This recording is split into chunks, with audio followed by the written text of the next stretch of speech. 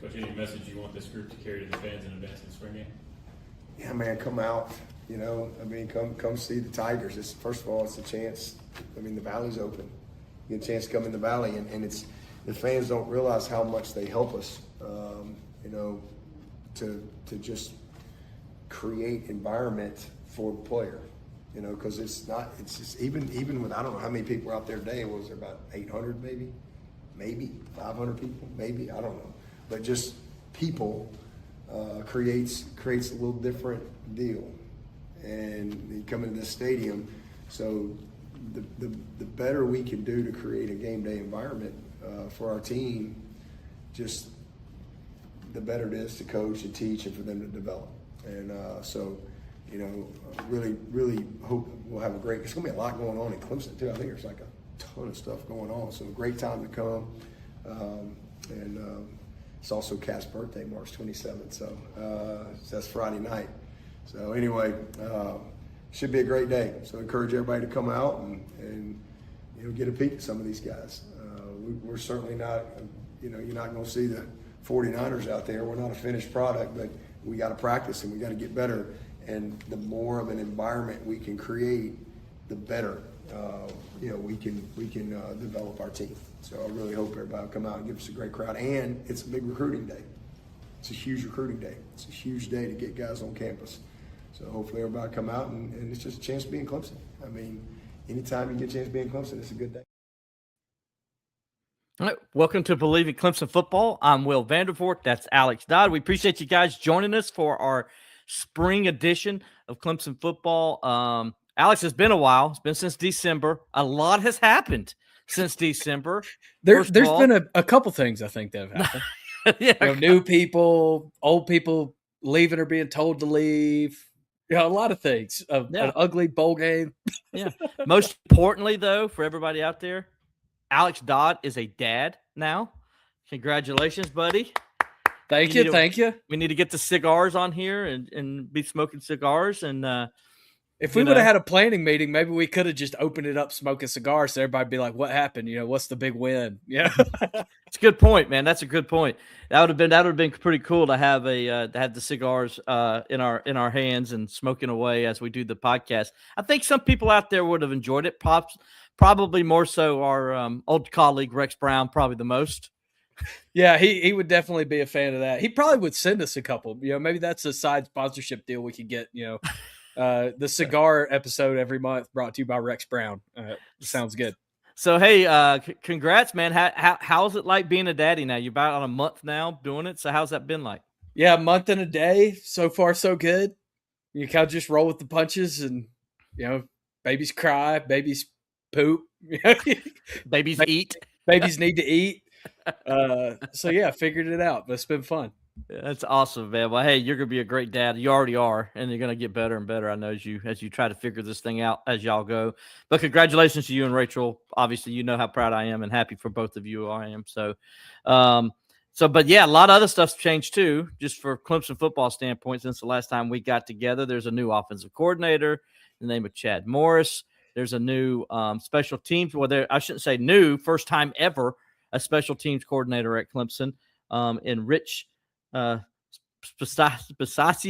I hope I'm saying it. Sorry, Rich. We probably butchered that. We're just going to call you Rich from now on. That's just the best way for, Alex is more of the speaking guy, so he should learn these pronunciations better than me. But if you can't tell, Will couldn't even pronounce the word pronunciation, so it's not his strong suit. Not my strong suit at all. There's a reason. There's a reason why I'm a writer. So we appreciate you guys joining us here on Bleav in Clemson Football. We're going to talk about the new coaching additions and all that stuff, but we're also going to talk about the new transfer people. Tons of news with that. I've been able to have. Excuse me, man. I am messing up big time today, Alex. I've had the pleasure to watch all these guys, and that's been good. And so I got my opinions on some of them. We got to talk to a few of them yesterday. That was really cool. We've got to talk to the quarterbacks. We're going to talk about that competition as well. So we got a lot going on. There's a lot I know you guys want to know. And we're going to try to give you as much as we can today as we preview the spring game. You heard Dabo Swinney in our intro coming in, where Dabo was asking fans to come on out and participate and kind of give that environment they need. There's no doubt in my mind. I think the Clemson people will, especially considering the weather is supposed to be really nice this weekend, Alex. So that's going to be helpful. Yeah, that always helps. And we talked about this on here every year, how important it is that Clemson still does a spring game.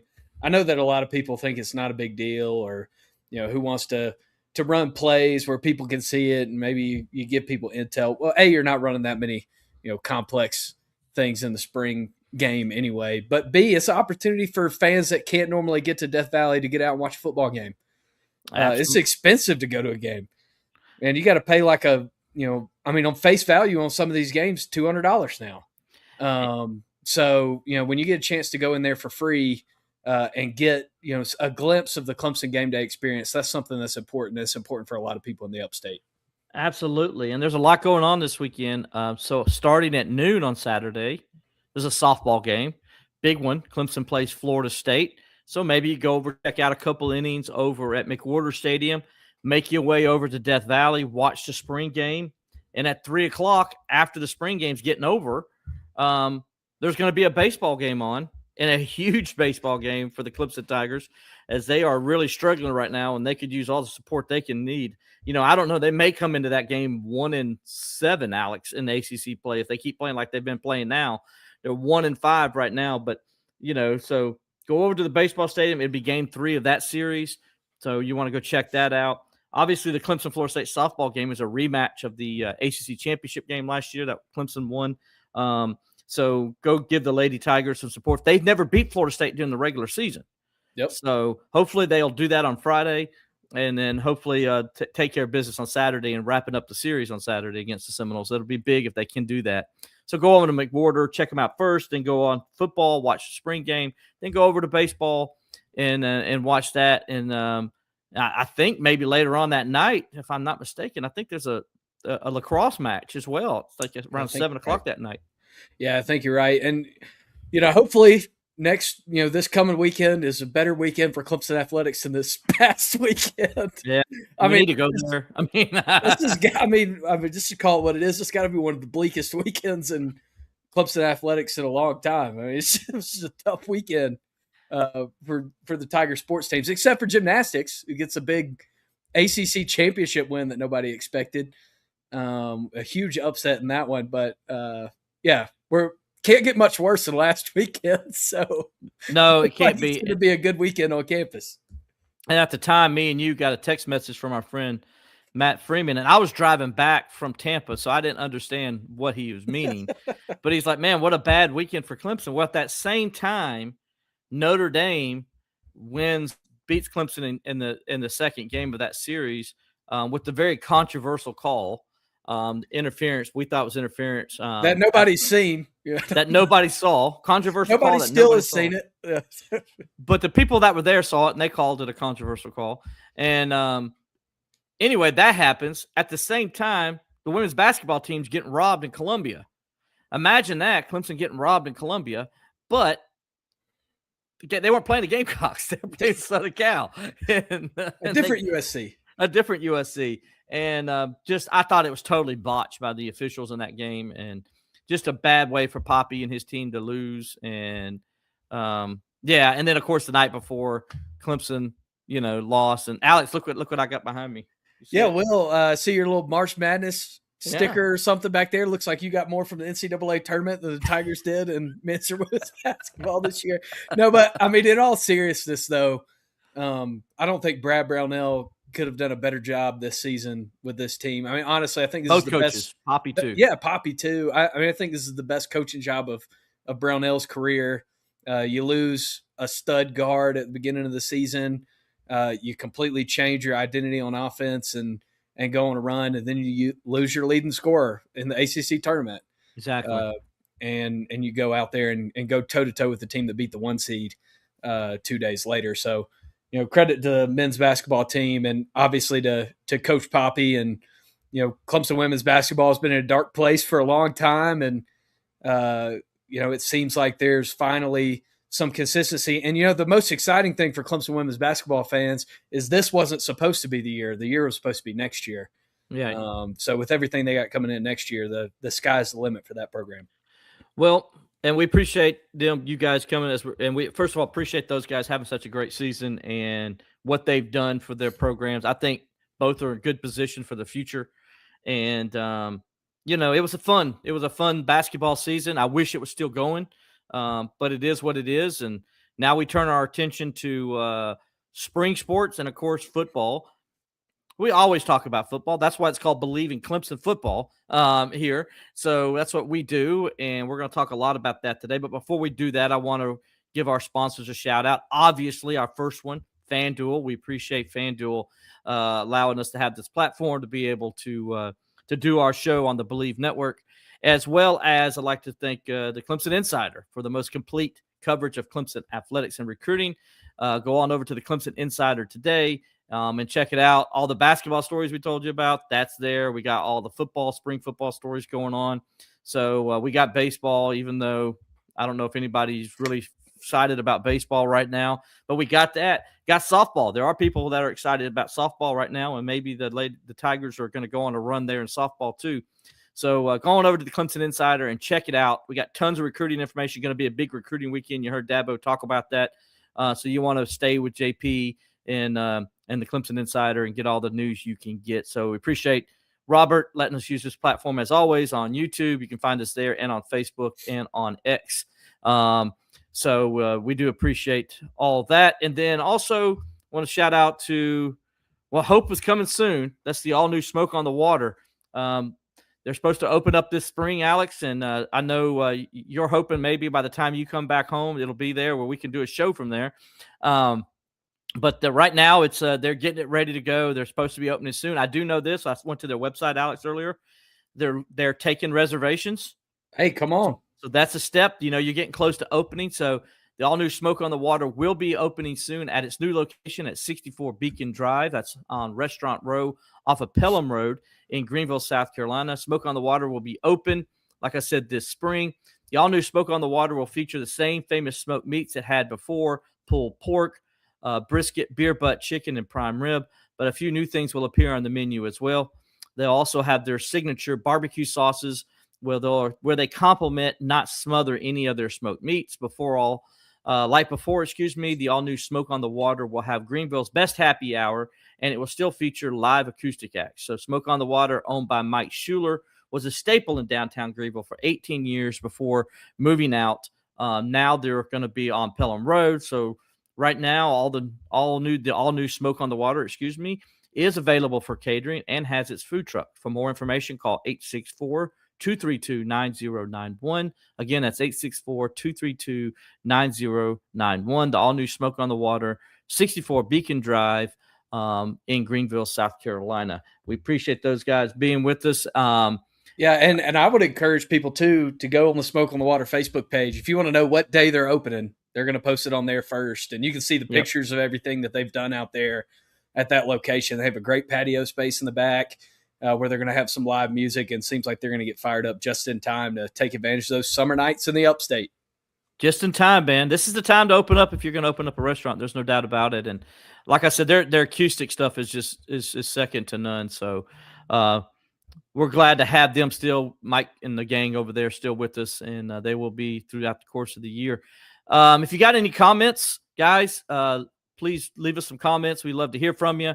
If you got questions on spring football, I've been at all four of the media availabilities we've been allowed to watch, so I can give you some firsthand account of what I've seen. Also, if you just have questions on the team or the coaches, I'd be happy to ask you. I'd be happy to answer that.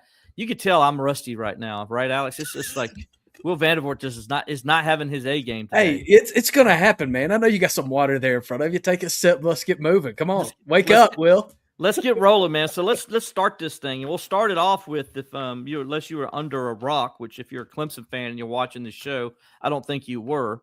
Chad Morris is returned to Clemson as the new offensive coordinator for the Tigers. Alex, I want to get your thoughts because we haven't had you on here yet to give your thoughts on what you thought of the bringing Chad Morris back to Clemson.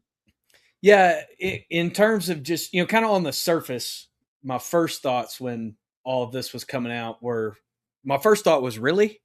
That was my first thought, because it just didn't seem like Chad was wanting to get back into coaching. From an outsider's perspective, he'd spent time kind of watching Chandler, his son, play, and had been doing kind of some teaching and mentoring for high school offensive coordinators and things like that. So it just didn't seem like that was really an option when the search came available. But then kind of the more I thought about it and thought about what were the issues with the Clemson offense this past year, which was sense of urgency, fire, maybe a little bit of fight at times. Chad Morris checks all of those boxes. Now, from a schematic standpoint, there's still a lot to kind of be answered. Offense has changed a lot since the last time that Chad was calling plays. The timing rules have changed a lot to the detriment of his previous style of play. But for somebody that's been kind of in and around the game the whole time he hasn't been coaching these last few years, I'm sure he's made some adjustments, and I think that the Clemson offense could take a step forward this year, at least in some of those categories. Alex, I think what you're going to see from an offensive standpoint is I think you're going to see what Indiana did. And if you remember Indiana, they didn't rotate. They didn't. You're it. There are 11 people are out there, and unless generally somebody got hurt or something, they didn't. They very rarely substitute out. And the offense can go as fast as it wants as long as it doesn't substitute. Yeah. And so I think what you're going to see them do is try to get these guys in shape, similar to what he did in 2011. And it's going to be go, go, go, get on the ball. I've been at practice. I've seen it. Like they did the tempo drill yesterday. And, dude, it was like old Chad Morris. We're all like, okay, what's going on? We're taking pictures because I'm trying to figure out what players are out there and who's not out there because they're going too fast. Like Garrett Riley, when they go tempo with Garrett Riley, it was almost like – it literally was like a slow – they were like taking – I mean, I know they weren't. They were probably going fast too. But it was compared to Chad Morris's, it's like – it's not even close. Well, Garrett Riley's tempo is kind of the standard tempo in college football where it's you're not trying to snap it before it hits 25, but you are trying to snap it before that headset turns off. But Chad Morris, obviously different style. And I like what you say there with the way that Indiana ran their offense. Like there is a way to manipulate the clock rules and the substitution rules to your benefit. Mm-hmm. The only time that becomes a problem is if you're not completing passes. So exactly. That's the other big question. That's like, yeah, it's great that, things are going to be changing on that front, but the biggest question mark isn't going to be answered until Baton Rouge, probably after Baton Rouge, if we're being honest, probably not until you get into ACC play. Yeah. So, and that can be a good news for Clemson because I think you kind of know there's a style. Lane Kiffin, just watch Ole Miss, you know what they're going to do. Because you mentioned it, Chad Morris has been out since 2020. Yeah, as a coordinator or whatever. It's like 5 years since he's been a coordinator. Like, yeah, you can go back and watch old Clemson. You can go back and watch Arkansas and SMU, and you can go back and watch that Auburn team when he was at OC there. Probably wouldn't learn that's anything the from old that rules. Auburn team. Yeah, you probably wouldn't learn anything from that Auburn team. I don't think you're going to learn too much because that's like, well, yeah, and here's the be the same. Yeah, and here's the other thing in the way that Chad's talked about his time kind of being around the Virginia program is that, he was kind of a fly on the wall in a lot of ways. Like he wasn't on staff, but he was allowed in a way that, other quarterback dads aren't allowed into the process. So you wonder if kind of being under Tony's offense, which is Chad's offense, but kind of evolved into the modern era, you wonder if that, kind of shifted some things for Chad too, where he picked up, was like, hey, maybe the way that, Tony does this thing is more efficient than the way that I do it now. So you wonder if there's probably some give and take there and some people that were on that Virginia staff. I mean, it's not just a Tony staff. I mean, there are people from other systems that are involved in that process up there. So you wonder if he took some things from kind of some of those other coaches on staff as well. And also, let's not forget that he did go to other schools and kind of learn a little bit, if you will. That way he was staying. Like, it wasn't like Chad Morris wasn't trying to stay with the times. Right. It's not like he's sitting at home on a Tuesday night watching, Breaking Bad. Right. Exactly. He's actually out. He was actually out on the road learning, trying to stay in touch with the game, how the game is changing, how the game's evolved. That way, when he did get his next opportunity, he'd be ready to go in and coach. And here's the thing also, Alex, what you got to understand, you mentioned to get the plays in 15 seconds. Well, guess what you don't have to do at 15 seconds? You can keep signaling. And and Chad mentioned when he talked to us a couple of weeks back that he's going to do a lot of signaling. So basically the quarterback's going to get the call in the head, in the helmet, and then the offensive line quarterback's going to talk to the offensive line about what the protections are and what the call is. Everybody else is looking to the sideline. Yep. Nobody's looking at the quarterback. So the only time they'll look at the quarterback is when they're ready to go, basically. But everybody, like the balls, they're going to go. They're going to look at the sideline, see what the call is.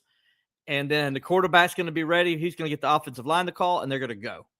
Yeah. So that's a way to get around it and keep the speed, the tempo going. And do you feel like and I definitely feel like this, but do you feel like last year there were some times where it seemed like Clemson kind of got caught with their pants down when the headset turned off? Yes, several times. And I thought they weren't prepared for certain things. They weren't prepared for a defense when they made a substitution, that the defense would do what they were doing, playing some gamesmanship and making them slow down. And so there were a lot of things. I think that was an inexperienced coordinator. I think, that was only his second job as a coordinator. Let's just call it what it is. And I think, he got kind of caught with his pants down sometimes. And I think this is an upgrade. I know Clemson fans are not sure, but I think it is. And I think there's going to be a lot of things Chad's going to do. And there definitely is a sense of urgency, so Clemson head coach Dabo Swinney actually even talked about that, Alex. We talked to him a few weeks ago after the scrimmage. Kind of here's what he had to say about Chad Morris and getting used to him in this new era, if you will, the new Chad Morris at scrimmage the other day. Here's what Dad had to say. Be in a scrimmage environment with Coach Morris today. Oh, it's great. It's great. Every day's a scrimmage environment with Coach Morris because he never stops. He's and I love that. He's loud all the time. He's loud. He's full speed every play, every rep, and it's good because the guys take on that and done a really good job. I'd say he was probably frustrated today with some of the procedural stuff that we haven't been doing. But again, that's why you scrimmage, because then that's why you do this. Because then all of a sudden you get everybody out of the way, and now you got to go out there and you're in the valley and there's a few people there, and it's like all of a sudden, like, what are we doing? What are we doing? Hey, we haven't been doing that. So speed of the game, all that stuff.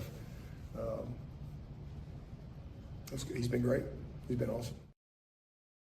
He's been great. He's been awesome. I love it. He says he's been loud.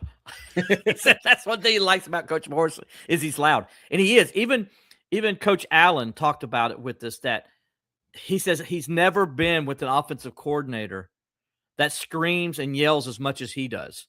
He says usually those guys are more quiet, they're more reserved. He says he really likes Chad because so far from what he's worked with them, he's like loud out there. He's boisterous. He's like getting on to his guys. He's fiery. He's what this offense needed, to be honest with you, Alex. They need somebody to kick him in the butt. You've seen the video out there where he says, guys, you got to let us coach you. You have to allow us to coach you because that's how you're going to learn this. And, man, it's been like that at practice. Every player says, yeah, there's a sense of urgency at practice. Like, it's like, go, go, go. There's no messing around. Even when they make a mistake, it's like, why'd you do that? Okay, let's go. Not harping on it, not staying with it. They're like, okay, we got to get going. It's about the tempo. And they've really been busting butts out there trying to get these guys. And this is what people don't understand. Remember the first time this offense was introduced at Clemson? And everybody, here's what they're going to see. They're going to see a very, I think, horrible performance by the offense in the scrimmage. I really believe that. Yeah. And because if anybody remembers the first year in 2011, it was horrible. Remember, everybody was booing Taj Boyd. They're like, oh, my gosh, Taj's the worst quarterback in the history you've ever seen. They're going to be so horrible this year. But he only had a couple months at that time to learn the system. Then he got the rest of the summer. And what Taj Boyd did we see come alive once football season got around? Well, that's what you're going to see here. So what you see this weekend, Alex, people, don't panic. because trust me, I watched some of practice yesterday. They didn't look good. And they're not going to. That was the other thing I was going to ask you from your observations at practice is, what do you see in terms of the picking up of terminology? I mean, because here's the other thing about Chad's system versus what Garrett was doing. The terminology is completely different. I mean, every word for everything is completely different than it was the way before. The way it was before. How have you kind of seen players pick up on that? Well, they look like from at least understanding that they got a pretty good understanding. They're still learning. There's still some installation going, but I think the basics are there. And so we saw that with the tempo yesterday. I think it was intentional. Dabo let us watch tempo yesterday. I think he wanted the media to get a sense of what that was, of what it looks like and how different it looks with Chad. And you can tell.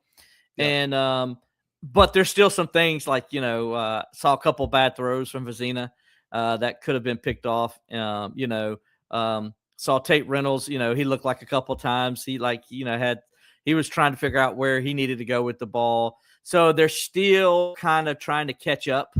Everything's still going fast a little bit, I think, for them. That will come with time. They'll be able to practice it more this summer, in their 7-on-7 stuff they get to do and all that with their skills and drills. So they'll be able to work on those things this summer and try to get better at it. But right now, you can tell that it's all just still kind of coming to them. They're only 11 practices in, man. You don't expect them to be looking like, the Taj Boyd in 2012 offense or the 2013 Taj Boyd offense, right? You don't expect that right now with these guys. You expect them to look the way they have looked. I didn't think anything of what I saw yesterday. I did see some improvement. Like for one thing, I'm going to tell you, I know you were curious what I thought about the quarterbacks. And the big news coming out of camp yesterday was Tate Reynolds was running with number 2. Whereas when we were out there before, he was running number 3s. Now he's jumped. It looks like Denson. Now we'll talk to Morris tomorrow. We'll get a little bit more understanding. The thought process there, is that something that they just did for that day to see how things are going? Or is that a permanent thing? Like, has he moved up to the number 2 already? If it is, we'll go there in a second. It's a telltale sign on something that's going to happen. Yeah. If it is, but we'll go there in a second. But as far as Tate Reynolds goes, he moved up to number 2. We saw him working number 2 yesterday. He was number 2 on the tempo drill. And he was number 2 on all the other drills we were watching them do that we got to watch the first 3 periods. So every drill we got to see, he was number 2 in the rotation. And I'm going to tell you who he reminds me of, Alex. Who is that? He spins the football like Kyle Parker. Really? Yes, he can spin the football. You're not just saying that because he's also, potentially a baseball player at some point? No, I'm not. I'm not saying that. I'm not saying that because of that. That's not the reason. His body type is like Kyle Parker. He's got a bigger body type. He's like 6'2", so he's not super tall, but he's like when you've seen the guys we've seen, the last few years, Cade was 215. I mean, he's already. Did he come in at 215? I'm looking at the roster right now. Let's see. It sounds close. Where's number 2 at? Tate Reynolds. Yeah, he came in at 215. He's above 215 now. He's probably sitting somewhere between 220 and 225 is where he's at right now. So he's a bigger body, And Alex, what do they like to run in Chad Morris's offense? What's his favorite play on quarterback power, baby? Quarterback power. Well, you're not going to run quarterback power with Chris Denson. No. Yeah, and honestly, I mean, if he's already 6'2", pushing over 215, he's already bigger than Kyle Parker. Kyle Parker was 6 feet even on a good day. On a good day, and but he's got he spins it like Kyle Parker. Yeah, yeah. But his body type, the shoulders, and that's probably because he plays baseball. So there is probably some reason for that, But like he's got that same build to his shoulders and everything. Like he just, he looks build wise. He looks like if you put number 11 on him, you would think it's Kyle Parker out there at practice. But he's got the number 2 on, and you're like, for a fact that ain't K. Klubnik. Yeah. Yeah. Yeah. I mean, if he's 6'2". Exactly. So, that's the thing that kind of stood out to me yesterday with him is how he spins the football. And then he's just a bigger body type. And his athleticism, we've heard about that. he's a guy I think can really push Vizina for that number one job. Now, Vizina, he looks okay. I think Dabo said it best, after the scrimmage the other day. Like, he looks like, everybody looks ho-hum. Nobody stands out. Nobody's great. He'd like to see him be a little more assertive. He said that about his quarterbacks, but he's like, nothing's really standing out that says one guy is separated from the other. So I think it's a pretty tight race at this moment, Alex. Yeah. And I think going into the summer, it's anybody's job. And I know somebody's asked me before, like, do you think Tate Reynolds could take the job from Vizina? Well, if he continues to do what he did, progressed already, if he truly is the number two guy, then yeah, I think if he's already made that jump. Yeah, I mean, if you come into spring tied for third and you jump to number two, I mean, that's in just a couple of weeks. Well, here's the other thing too that might be an advantage for a younger quarterback in the system too. We can kind of get into this is, if you're coming fresh out of high school and you're going up against a guy who's already been on campus, but you've got a new offense, then you're starting at the same spot that they are. Mm-hmm. Especially if you're physically ready, which is what you're saying. He looks like he's physically ready. I saw that in JP's observations yesterday as well, that, he looks the part in the uniform. And that's another big part of it too. But if you can look the part and you're also starting at the same mental spot as the guy who would be in the pole position, then that helps you a lot in the spring. I think so. And we'll see going forward what that looks like. And, we'll go by what we see and then what we're told later on with the coaches. What do we got here, Alex? Yeah. Question from Justin Kirkland on Facebook. Are you expecting much of an improvement in the offense? I'm hearing we do not have a rock star quarterback. Yeah. I mean, that's just, Justin, that's what we were just talking about. Dabo Swinney said that. He said everything's kind of been ho-hum. Nobody's kind of been at that. There hasn't been that guy who's been so assertive, like he's just taken over. They haven't had that. Now, what I will say is this, Alex, and Justin, we appreciate your question. If any of you guys have more comments or questions, please put it in there for us. We'll be happy to answer or talk about the best we can. I will say this. Everything we're hearing about Christopher Vizina from a leadership standpoint, though, is really good. And it's just not coach speak. Like we're hearing other players talking about how, he's kind of taking the bull by the horn, if you will, and how a lot of guys have gravitated towards him in that leadership spot. And so, the thing I will say, the best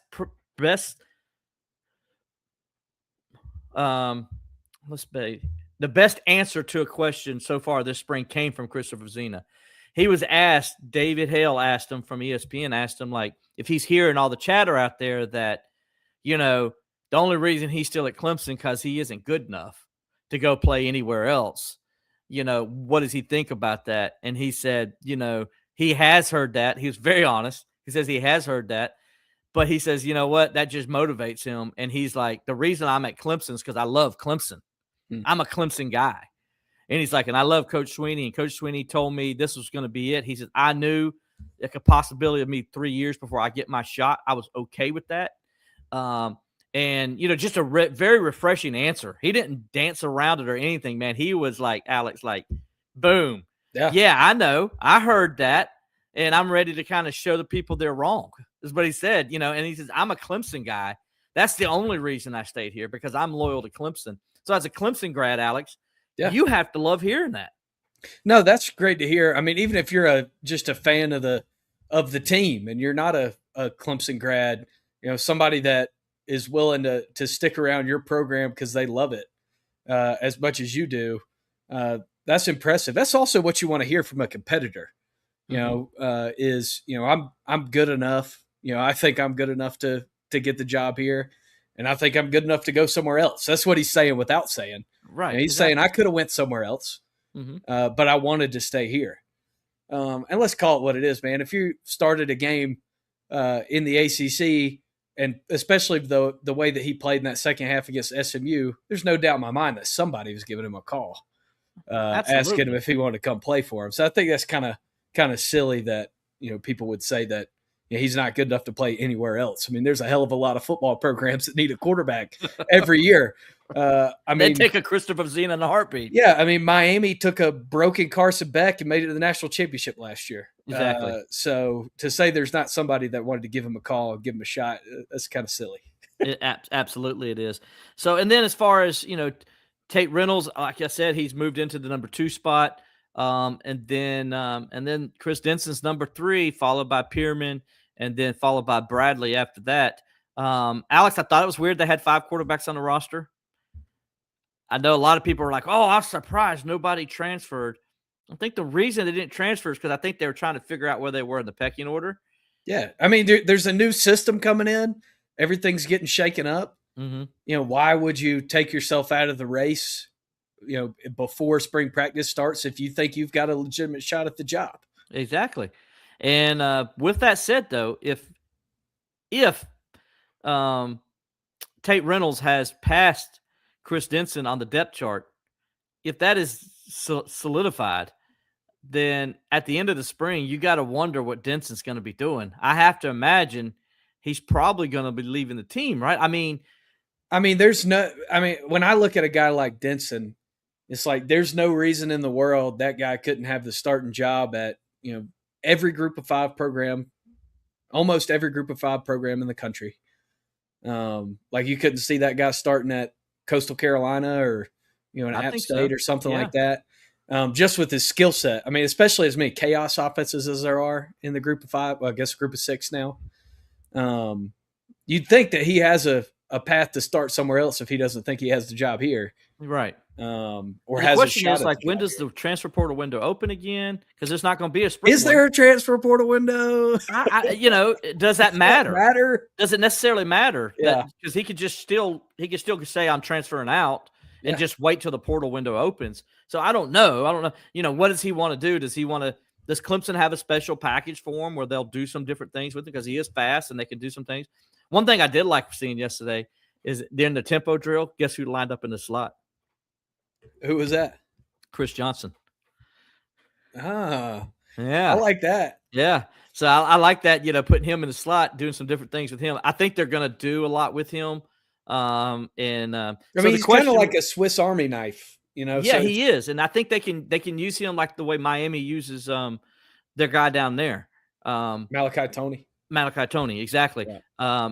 And so we actually asked Chad Morris about that, and Chad was like, there's a lot of things we can do with him. Yeah, we're going to try to use him in that kind of way. And we saw a little bit of that yesterday in the tempo drill. And so I found that very interesting. And I'm excited to see how they do use him because he's a guy I think you got to have on the field, if anything, because it makes the defense have to watch him.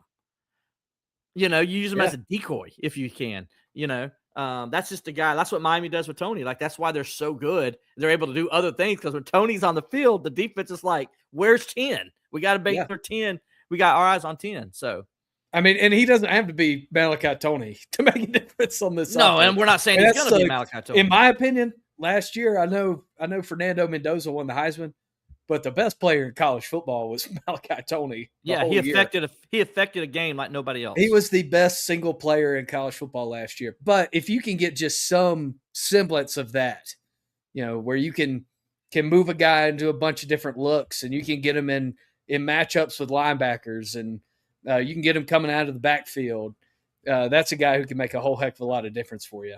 Yeah. Now, I know Justin asked me, could the offense be better this year? I think so, absolutely. Yeah. I think Chad Morris is a guy, he's done it here before, so why not now? I mean, and look at the weapons he has. I mean, granted, I know there's question marks on the offensive line and quarterback, but let's just be honest. The offensive line he had during his time at Clemson was not great, guys. And also, let's point out that last year, this time, there were no questions on the offensive line or quarterback, and your offense sucked. Yep, and your quarterback sucked. And so I mean, let's call it like it is. Like, Chad Morris has had less and done more. Yeah. I think he's got more at his disposal overall than he had that first year. The question is he doesn't have a Taj Boyd that we know of, and that's kind of where I think a lot of people are kind of like are wondering where the question is. But he's got outstanding playmakers on the outside, whereas that 2011 team really only had 2 guys. on the outside. He's got way more. He's got 2 really good running backs. He's got he only had 1 running back on that team. You know what I'm saying? And he's got a good tight end, good group of tight ends. We see what he does with the tight ends. I think the guys are excited over there. Bentiker and all those guys are excited. He's like, man, they might throw the ball to me this year more than 4 times. Well, he said it. He says the tight end's they are going to throw the ball to the tight end and throw it to him a lot. Yeah. So, and in today's college football, realistically, I don't know how you can't throw it to the tight end. Garrett Riley found a way. It's just tight ends, especially with the types of tight ends that are in college football now, they're such a matchup nightmare because it's not your, slower kind of lumbering down the field tight end anymore. You got bona fide receivers with big bodies out here that are everybody has a Dwayne Allen. It's basically it. Yeah. Realistically. So there's what we got on that. What else we got, Alex? We got any more other questions? Yeah, we got a lot of questions coming in. D. Smith, 1971. He's not optimistic. He said we might be in a world of hurt this season. Well, I don't blame him. I think a lot of Clemson fans feel exactly like you do, D. Smith. I think they do. I agree, man. Why would you be optimistic? They were 7-6 last year. You don't really have a good, solid answer at quarterback. Let's just call it what it is. And you don't have. Why would you have any confidence in your offensive line right now? I think the offensive line will be better because I think they've recruited better at offensive line. These guys are now going to be older, and a lot of guys did get hurt last year. Let's just keep in mind that, man, some of your best offensive linemen got hurt and were out for the year last year, and so that played a role in it too. I still got concerns at center. I don't know if Harris Sewell's the answer there. We'll find out. I'm hearing he's having a good camp, but we'll see. So I get it. Now, we're going to talk about it here in a minute with the defense, but I'm pretty excited about the defense, and we'll talk about that in a few minutes. As I'll let you get Tom Allen set up. We're going to have a couple minutes of Tom Allen here in a few minutes. Yeah, before we go to that, Will, I wanted to ask you one question that I haven't really heard anybody talk about yet. What have you been hearing from the strength room? My boy D-Love? Yeah, about D-Love, because let's also call it like it is. A lot of your identity on your football team, probably 90% of it, is forged in that weight room in the summer. Yeah. And it's forged at 6 a.m. and it's forged at 5 a.m. in mat drills. What have you been hearing from the strength and conditioning side that maybe is going to be a little bit different this year? Well, first of all, let's give a little shout out to my friend Dennis Love, okay? So people know who Dennis is, because some people don't. Well, the last time Clemson went to Omaha, Dennis Love was the strength and conditioning coach for the baseball team. Okay. Then he went on to Denver shortly after that. And I don't know, he helped them win a Super Bowl, And so, and then the guy is so sought after, Alex, like Dabo said it, the Minnesota Vikings wanted to hire him as their strength and conditioning coach. And Dabo's like, no, we can't let him go, because he knew Joey's going to retire at any point, and he has to solidify that. So, they solidified it and said, hey, man, Joey's going to retire. You're going to be our guy. You're going to be our guy, because I think Dennis is, or as I like to call D-Love, and that's what the player stuff call him. He is I've known him since those baseball teams back in the day, those really good Jack Leggett teams in 09 and 10 and 11. And they were just really good, man, really solid, strong teams.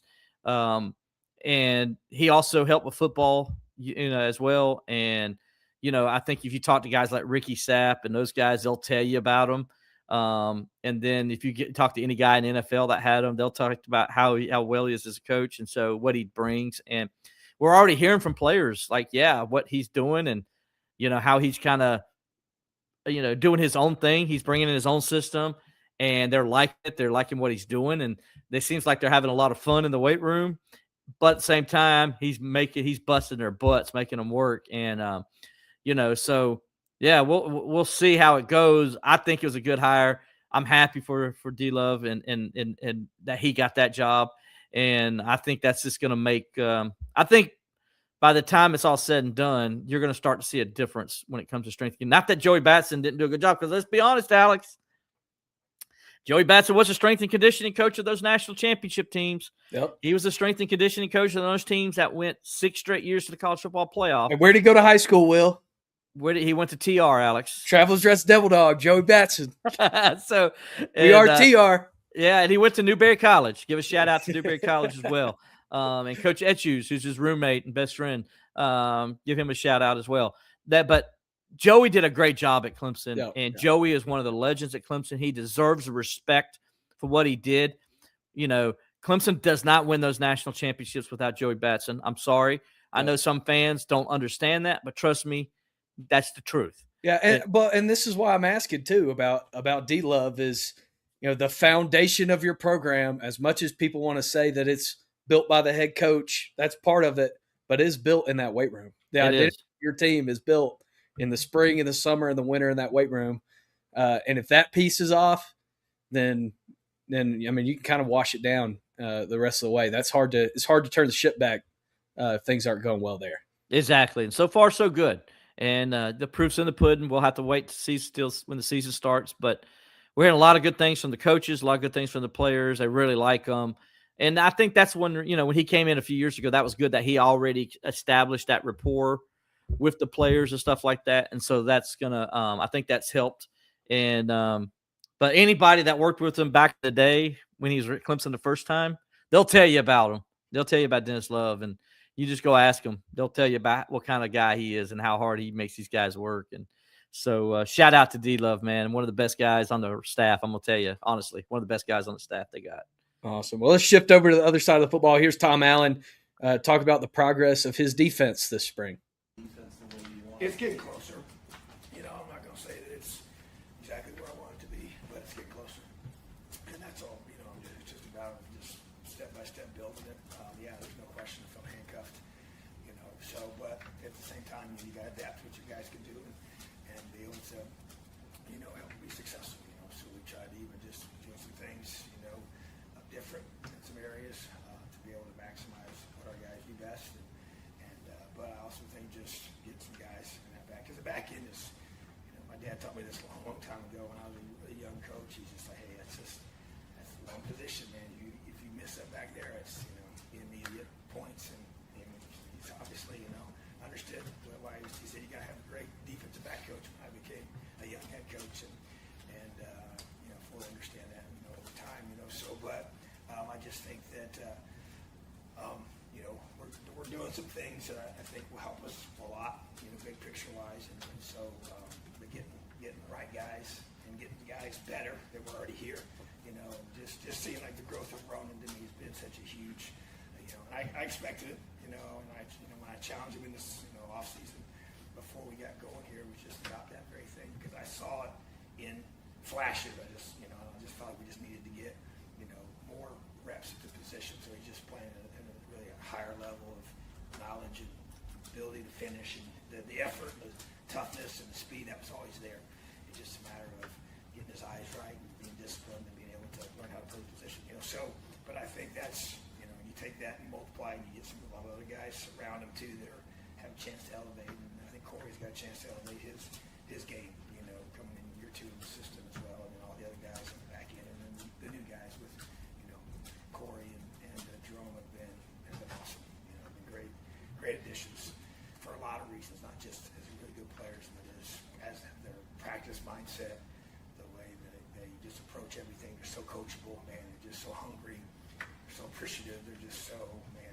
It's been awesome to see their impact on the whole room and the secondary, and then also the whole defense. So it's been like I said, I feel like we can do some more things, more closer to what I want to be able to do structurally, and then also just add some things that we think can help us. That was Clemson defensive coordinator Tom Allen. Sorry for the audio there. It sounded like he part of it's Coach Allen. He's not a very loud guy. Well, he uses all of his loud on the at field practice, and on the field. His voice is generally gone by the time he gets to the media. And but what he basically was saying there was that if you did have a problem hearing it, was basically that they like the guys they brought in. They think they're getting close to where they want to be defensively now, but they still had some work to do to get there. Now, Alex, you're like, well, what does that mean exactly? Well, they went out, as we know, and they hit the transfer portal hard. And as he mentioned, his dad says you're only as good as your back end of your defense is. He talks about his dad telling him that one day.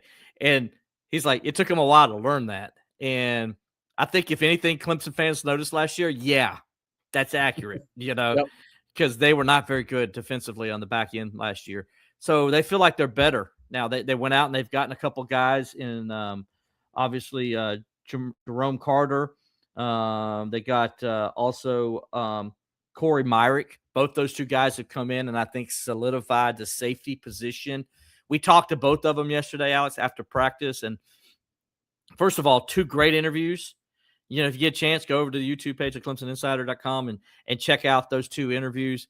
Both guys are outstanding to talk to, very open. Jerome's dad actually played against Clemson at Florida State, and he talked about that, which, by the way, made me feel old because I remember his dad playing at Florida State. And so I was like, oh, my gosh, how old am I getting when I'm now covering the son of a player who played in Death Valley. It's just like, oh, my goodness. A guy that was like back in 2005, I think. And so, wow, that's how long I've been doing this. And but anyway, Will had a little flashback right there. Yeah, I just realized how old I am. A little misty-eyed. So anyway, those guys were really good and they're very intelligent. And I like what they said. They're like, okay, they were both asked, like, why do you think you now can be better at this level than maybe you would have been if you were a freshman coming in? And they said, well, because they've gotten the experience. They've gotten to play. And, that's one thing that makes them better now, because if they were playing somewhere else, they may not have gotten that opportunity to play. And they would just still be coming in and trying to learn how to be a starter and everything like that. But these guys have played now for 2 or 3 years, at Division I football. Now, granted, it's a group of 5, but they said that's really benefits them. And they think they're ready for that jump. And it's like that's why they've been able to do what they're doing in practice, because things just come faster to them because they've played and they've seen things. That they said, what's the biggest difference, right? And they're like, well, the biggest difference, and both of them said the same thing. It's the offensive line and defensive linemen are bigger and faster.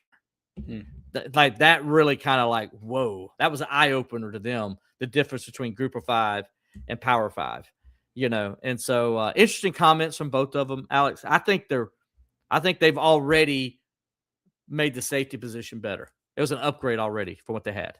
Oh, yeah, I think so, too. And that experience piece is so big. I mean, these guys are still playing college football. They were still covering good receivers. They covered some receivers that are going to be playing in the ACC this year. They're going to be playing in the Power 4 this year that transferred over too. So just because these guys played in a group of 6 doesn't mean they don't know how to cover. But that experience piece is a huge bump up for that back end. And they had to do something. Like you mentioned, it was putrid at times last year. It got better a couple games down the stretch, but it still wasn't good. So hopefully that can be the piece that kind of turns this over. I mean, I like what Clemson's got going in the front 7. Kind of interesting to hear the Kobe McLeod stuff that you put out yesterday as well, that Kobe McLeod's starting at the will. It was maybe a little bit different than what me and you thought even a couple weeks ago that Clemson would be doing. Yeah, that we'll get into that. Definitely. Those two guys also don't want to forget Elliott Washington, the transfer from Penn State. They talked about what a ball hawk he is. And a lot of people say, well, I've heard some people say, well, he wasn't even a starter at Penn State. Look how much he played at Penn State, though. He was basically a starter, guys. Yeah, I mean, he was essentially a coach starter. He played starter plays or minutes, if you will, as they like to say in basketball. He played starter minutes. And so, I mean, and he's out there balling. I mean, there's not one guy that doesn't say, oh, my gosh, did you see what Elliott Washington did today? Yeah. I mean, it's like all of them are like talking about the plays this guy's making without us even having to ask. They're just going like, we say, hey, who do you out there as you've seen? You're not even, and they're like, oh, Elliott Washington on offense and defense. They're all like, Elliott Washington's like something to watch. Yeah. And so he solidified with Ashton Hampton. I think, we saw Ashton Hampton really come around at corner. One thing I found interesting yesterday, Alex, during the speed, we saw Tink Kelly playing the nickel or the tiger position. Thought that was interesting during tempo. We saw that. So, but yeah, I think, the linebacker news yesterday, Tom Allen coming out and saying Kobe McLeod right now at this moment would be his starter at will linebacker. And the reason why is because they're cross-training Sammy, but Sammy's not there yet. And so that they started today, you would see, Sammy in the middle, and you see Kobe at will, which is interesting because I thought it would be Jeremiah Alexander in the middle and Sammy at will. And you're probably going to see some form of that at some point because Coach Allen talks about those are the three main guys, and they're all rotating. And that's kind of like your three linebacker rotation to start off with. Yeah, you're going to see those three guys on the field at the same time. In some fashion anyway. I mean, I think you're going to see some odd fronts. Yes. Without a doubt this year. So I think they're going to do Alexander's going to be used in different ways. Because I think he's too much of a freak of an athlete not to. Yeah, and he's got experience at multiple spots. Right.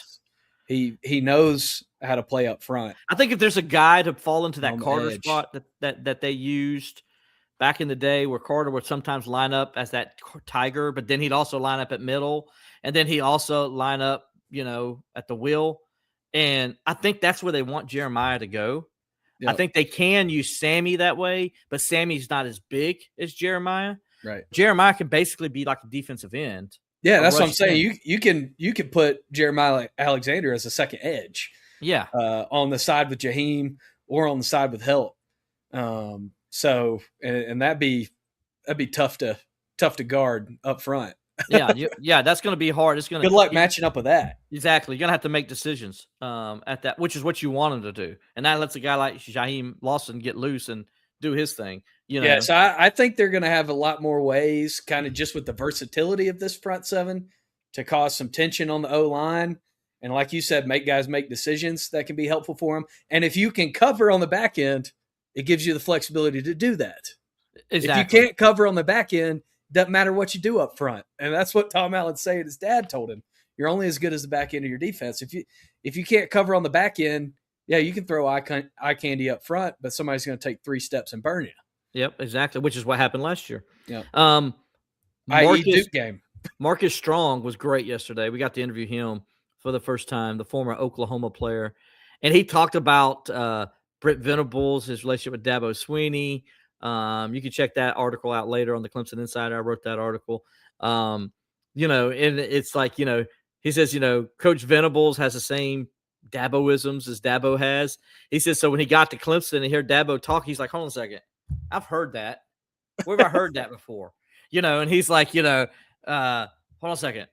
That's what Coach Venables used to say. So Venables is obviously taking a lot of the Dabo stuff and taking it with him to Oklahoma. Yeah. Said the culture is very similar there, and it was kind of a no-brainer for him, to come to Clemson. He's like, it just made sense. And he said he liked Oklahoma. He liked playing for Coach Venables. He said their relationship is still good. He even when Clemson started coming into the picture, and they started showing interest in him, he even called Coach Venables and said, hey, what can you tell me about Coach Swinney? What can you tell me about Clemson? He talked to Miguel Chavis. I also talked to help me out. Todd Bates. Yeah, Todd Bates. Talked to him about Clemson. So he's like, and he said they all had glowing things to say about Clemson and Dabo Swinney and all that. And he's like, that kind of flies in the face of the narrative from the Oklahoma Twitter bots who were saying that Dabo Swinney stabbed Brent Venables in the back. And because they don't know anything. I know. Just like, Brent stabbed Dabo in the back by taking his defensive players. I mean, I think that was part of the plan all along. His defensive staff, with him, right? Yeah. I think Dabo knew that was coming. And, so, it kind of works both ways. But, we know Venables didn't stab Dabo in the back, and we know Dabo didn't stab Venables in the back. You know whose box Venables been in every time he's come to Clemson the last few years? He's in Dabo Swinney's box. The guys are great friends, man. And Strong talked about that. And but he said the only reason he left Oklahoma was because he felt like coming to Clemson, he could be the guy. He says where Oklahoma, there's a lot of guys. And he says, not that I couldn't take the job and be a starter. He says, I have confidence in myself I could, but he's like, I wanted somewhere where I could just be the guy. And I kind of understand that, what he's saying.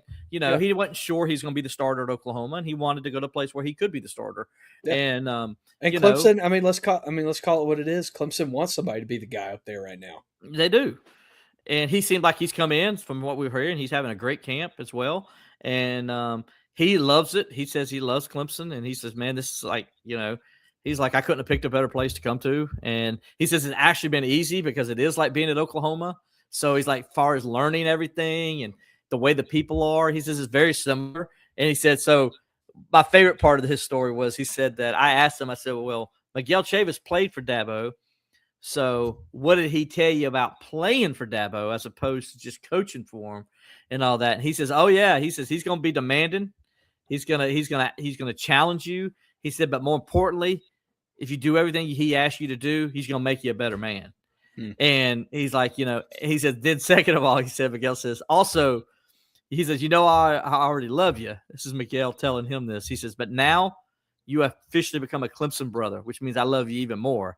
And now you're representing me. So you better do it right. That sounds about right. That sounds like the Miguel Chavis we know and love. Yes, it is. So that I thought that was a good part of the story. And so it was really cool, just kind of hear the different perspective of those guys and, what they're looking at and seeing as they kind of learn the Clemson way and just kind of, it's interesting because Alex, like there's so many new faces on defense and then on offense, it's like, it's really not. Yeah. You got a quarterback battle going on. And the offensive line's got some question marks, but the guys, you've seen some of those guys already. So it's not like they're brand new guys, right? I mean, you got Elijah Thurman, you got Harris Sewell, you got 74 there, the freshman Braden Jacobs. Yeah, so you got a couple guys there that you've already seen play. So we'll see how that all meshes together. But the defense is interesting because this is it's like new guys everywhere, man. And it's like, it's going to be interesting to see as they get into the season. I know we got a couple more comments and questions there. What do we got, Alex? Yeah, so we got Possum Jenkins getting in here on YouTube. Nice username there. Where do you rank Clemson in the ACC, and can they compete for an ACC championship? Yeah, Possum, I'll tell you. A little early for us to kind of give a judgment. Well, it's too early to get a total tell, but I can tell you what we do know right now is Vegas puts Clemson number 4 at plus 1,600. So that would mean Clemson would be a contender if that's the case, right? Right. Obviously not the favorites, but would be a contender. If you're top 4 in the league, you're considered a contender. And I say that's where I would put them at right now. I think there's too many questions to put them any higher. You do know Clemson's got some talent. Clemson still is as talented as a lot of the other teams out there. The only team probably more talented overall than Clemson from a roster standpoint is Miami. Yep. I would say Miami's the only one more talented than Clemson from a roster standpoint. But I think Clemson does have a talented roster. It's just a matter of can they mesh and get together and get going. And I think the biggest question is on the offensive side of the ball. I think defense is going to be better. But as Tom Allen says, they're not there yet. So don't think like, oh my gosh, defense is going to be so much improved. Tom Allen says they're not there yet. They're better, but they're not where he wants them to be yet. And so we'll see what that means going forward. Yeah, and then we got Chris Hammock on Facebook gets in. Will the O-line be improved this year with the new offense in place? Kind of a two-part question there. Yeah, how does the new scheme affect the offensive line? Yeah, I think Matt Luke and Chad will probably work better together than Matt Luke and Garrett Riley. And I think the reason why is because I think Chad leans on that knowledge of this offensive coach a little bit more. Not saying that Garrett didn't. I don't want to put words in Garrett's mouth because, I can't totally say with 100% certainty, but Chad has got a lot more experience. He's been around the block more. And when you got a guy like Matt Luke in your room, you're going to lean on him a little bit. Say, hey, what can we do? What can we do to help you to make you better? And so I think you're going to see a lot of that this year where the coaches are kind of like taking those experiences. Remember, you got Chad Morris, Matt Luke, two former head coaches on an offensive staff, 2 SEC head coaches at that too. So they big time college football head coaches. Were they successful? No. But you know what happens when you're not successful, Alex? You learn. You learn more from failing than you do at any other point in your life. Yep. And so those 2 guys being on Dabo's staff along with Tom Allen, it's just another head coach. And then you got our boy Rich on the new special teams coordinator. He was a former head coach in the NFL with the Raiders. So he had a good team with the Raiders. I mean, he finished well with the Raiders. Finished in that season where he got the interim tag. Got him into the playoffs. Yeah. Should have got the job, in my opinion. Yeah. But so you got that to lean on as well. And I think that's having all those kind of guys in a room. You got 3 former head coaches with offensive knowledge that are in the same room together. I think that's going to help, because I think Rich is going to be a guy that helps with the offense, because he was a running backs coach and tight ends coach. He's done everything in the NFL. Yeah. But at Clemson, he was the running backs coach. By the way, you know who was the running backs coach for at Clemson? Who was that? Raymond Priester. Yep. Before Travis Etienne, he was Clemson's all-time leading rusher. So I think this guy knows a thing or two about offensive football. So he'll add some help in there too. So will the offensive line be better? Probably. I think it'll be better. I don't think it'll be worse than it was last year, because it was bad. Yeah, I think it kind of depends on what you mean by better. Do I think that the personnel is going to be better? I'm not sure. I think it will be. I think it well could the last be. couple of years. I think it could be. I'm not sure, but I don't think those guys. I don't think those guys they recruited were bums. No, I don't either. And I think they've recruited some really good talent at offensive line, better than they have in years past, even the national championship years. The recruiting coming in is better than those years. So I think just from that standpoint, they're better. And then I think Matt Luke's the better coach too, and I think that will show. And I know people are like, "Oh my gosh, look how horrible we were." They were in a lot of ways, yes. But they're also, like, considering, like, the injuries and everything that happened, that was part of why they were bad. Yeah. So, but where I think that they'll be better is what you mentioned. I think schematically they'll be better. Mm-hmm. I think that they'll simplify things when they need to simplify things, instead of kind of, sticking to this is who we are, this is what we do, even if it's not working. I think there's going to be, because of what you mentioned, with Matt Luke's experience and Chad's experience, and even, like you mentioned, Rich Bisaccia's experience, I think that they're going to be able to kind of solve problems better when they arise, and I think that could help them be a better unit.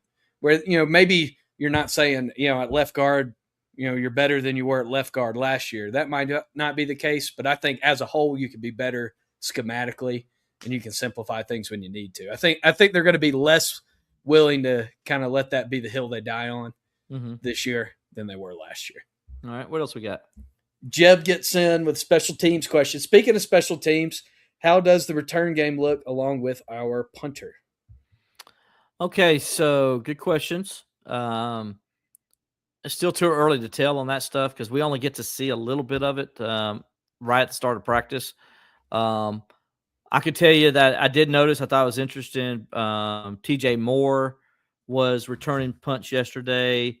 So was freshman receiver Naheem Burrows was returning punts, as was who else did I see? There was one other person.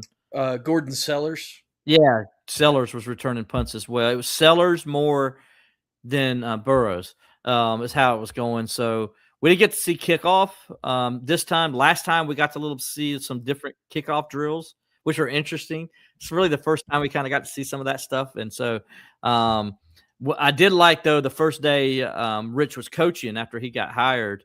I'll tell you one thing that's different about him. Like, he's coaching the special teams. Like, this is his job. Like, he's not coaching running backs also. He's not coaching wide receivers. He's not coaching tight ends. No, he's coaching just the special teams. And so on that first day, we were noticing, like, he's down in there, man. He's getting down in there right in the ear hole of the player. And I don't know what he's saying, but I'm sure it's something that needed to be said. Okay. And like, he's down in their ear hole, man, just letting them, he's like getting down in there. He's showing them how the proper stance they need to have, and this is on punt protection, And so he's doing punt protection. He's doing punt rush. We saw a little bit of both of those. We saw field goal protection and field goal rush. And so we've seen a little bit of also, like I said, the kickoff stuff. So they're already implementing some new things. And to see him just coaching special teams, like, I think that's going to benefit these guys more than anything, is that they got a guy coaching how to do these things instead of coaching other things where his mind is in two different places. I think having one coach that just does this only is going to benefit Clemson a lot.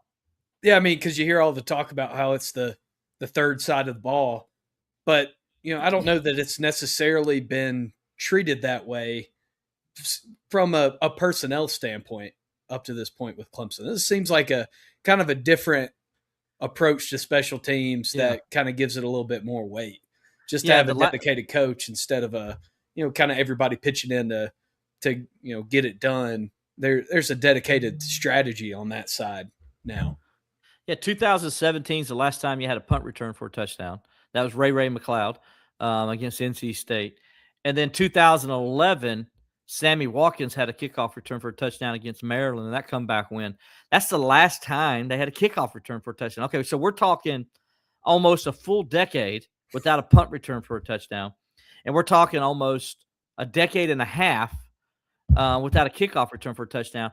I can't remember the last time they blocked a punt. And they've had all those things happen to them in the last 2 years. Yes, everything I mentioned has happened to them in the last couple of years.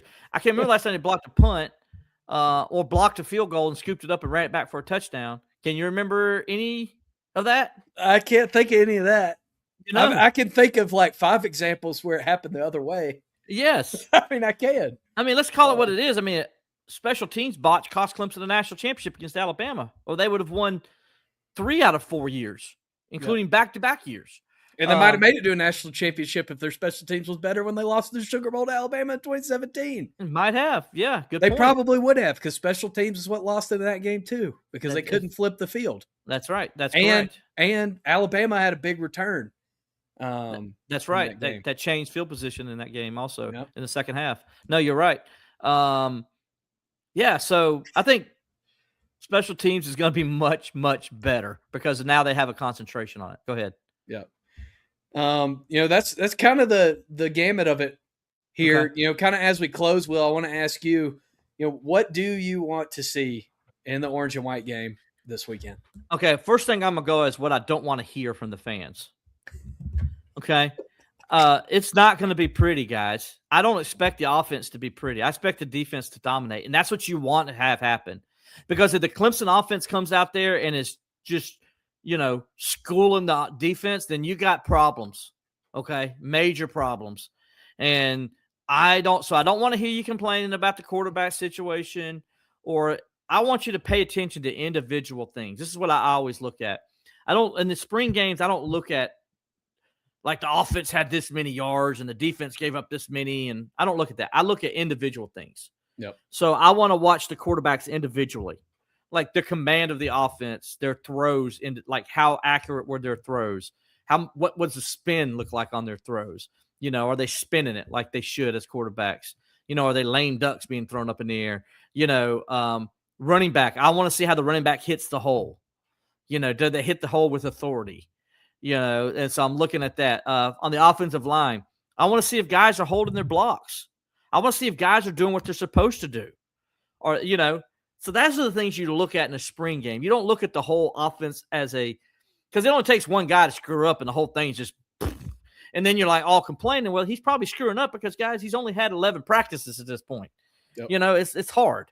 So you can't really a real good judge of what they're going to look like offensively or defensively, to be honest with you, because their offense should be bad. And, the defense should dominate. So on the defensive side, I want to make sure, see if they don't give up any plays, big plays, I want to see, I want to watch the individual. I want to watch the footwork of the corners. I want to watch the safety, seeing if they're like doing what they're supposed to and they're communicating, right? I want to see the linebackers. Are they able to cover the tight end and the running back out of the backfield? I want to see if the defensive ends can do more than one move, to try to get to the quarterback. I want to watch these individual matchups is what I want to see. And that's what you should see if you come to the spring game, or watching it on Clemson Plus or whatever, that's what you should be looking for as well, and not looking at the whole thing, So I don't want to hear people complaining about how sorry the offense looks after the spring game. That's the number one thing I do not want. And I just told you everything. Alex, I'm going to turn it to you. What will you be looking for in the spring game? Yeah, I want to see, like you mentioned, I want to see the defense control the pace of the scrimmage. I do want to see the offense, I want to see the offense use the skill set of the guys that they have. I know it's not going to be pretty. I know, you're not expecting anybody to necessarily go off, but I want to see how they use the skill set of the players that they have, because they do have skilled individual players, especially on the outside. Mm-hmm. So I want to see that. And yeah, I want to see what that secondary looks like. I want to see those guys make some plays and how they cover some really good receivers, because that's who they're going to be going up against in that scrimmage. Regardless of how vanilla it looks, there are going to be some big time matchups in the secondary, and I want to see how those play out. Yeah, I think it's going to be fun. We're going to do this again next week because we're going to review the spring game and kind of get everybody set for. By that point, Clemson would have their last practice. Dabber's doing it different this year, Alex. So we're going to have a practice tomorrow. That'll be practice number 12. And then they're going to have practice number 13 on Thursday. Saturday will be practice number 14. Okay. And then on Monday, they're going to have a practice. And Dabo says they did that this year because they kind of feel like they're kind of rushing in the meetings to get guys where they want to be, or maybe they do it before the spring game and guys kind of maybe lose it and it's not as fresh. So they want the last thing that they do to kind of have a practice where they go over everything. They want guys what they need to do going into the summer, how they need to do it, and kind of do those things. So they're going to have like a practice on Monday. That would be the actual last practice of the spring. And they'll review the spring game with the players, which they haven't got to do in the past. So they're going to have that to do that. And he says, so Dabo's like, it's an interesting change, and they like it doing it this way, and they're going to see how it goes. So, so next Tuesday, we should have a better idea, like, of what we saw in the spring game and what maybe the Tigers are going to do come during the summer and things they need to work on and things of that. So it'll be pretty fun. So you want to check us out next week as we'll talk all things Clemson spring game and get you set for the summer and kind of give you an idea of maybe what we think the Tigers will do. Maybe we'll play a little win-loss game, Alex, with Clemson football. Could be fun, could not be fun. We'll see. We'll definitely be interesting, and we'll definitely be here. Absolutely, we will. Well, we appreciate all you guys being with us today for Bleav in Clemson Football, presented by FanDuel. Until next time, we'll talk to you later.